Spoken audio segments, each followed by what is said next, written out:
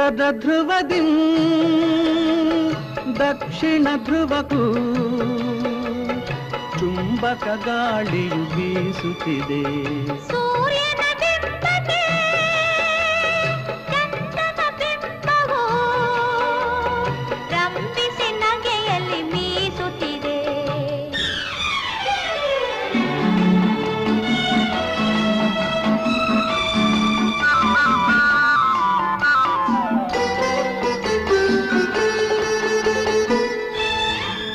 ಭೂರಂಗಕ್ಕೆ ಅಭಿಸಾರಕ್ಕೆ ಕರೆಯುತ್ತ ತಿಂಗಳು ತಿಂಗಳು ನಡೆಯುತ್ತಿದೆ.